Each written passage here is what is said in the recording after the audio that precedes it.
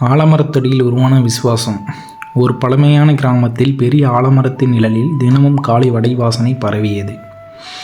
வடை சுடுபவர் வெள்ளை வேஷ்டி, சாம்பல் சட்டை. எல்லோரும் தாத்தா என்று அழைத்தனர். தாத்தா பேசாமல் வேலை செய்வார், ஆனால் அவர் வடை பேசும். அந்த ஆலமரத்தில் தினமும் ஒரு சிறிய குரங்கு அமர்ந்து தாத்தாவை கவனிக்கும். முதல் நாள் அது தைரியமாக அருகில் வரவில்லை. தொலைவில் இருந்த வாசனையை மட்டுமே சுவாசித்தது. தாத்தா அதை கவனித்தார், எதுவும் சொல்லவில்லை. அடுத்த நாள் ஒரு சூடான வடையை மெதுவாக மரத்தின் அடியில் வைத்தார். குரங்கு வந்து எடுத்தது. தாத்தாவின் கண்களில் ஒரு சின்ன சிரிப்பு.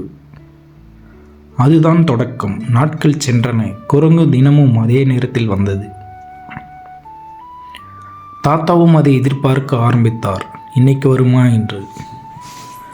ஒரு நாள் கிராமத்து பையன் குரங்கை விரட்ட முயன்றான். தாத்தா குரலை உயரவில்லை, ஆனால் கண்ணால் பார்த்தார். அந்த பார்வை போதும். குரங்கு தாத்தாவின் பின்னால் வந்து நின்றது, மனிதனுக்கே ஒரு நம்பிக்கை போல. மழைக்காலம் வந்தது. வடை விற்பனை குறைந்தது. தாத்தா சுடும் வடை எண்ணிக்கை குறைத்தார், ஆனால் குரங்குக்கான வடை குறையவில்லை. ஒரு நாள் தாத்தா வரவில்லை.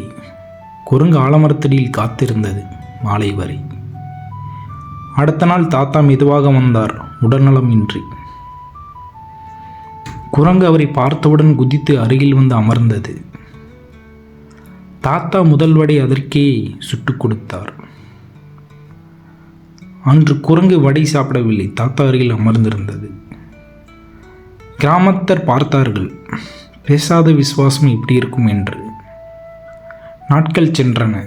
தாத்தா சுடும் கடை இல்லை, ஆனால் ஆலமரம் இருந்தது. இன்னும் சில காலம் அந்த ஆலமரத்தடியில் ஒரு குரங்கு மாலை நேரத்தில் அமர்ந்திருந்தது, வடை இல்லாமல், ஆனால் அவர் நினைவோடு.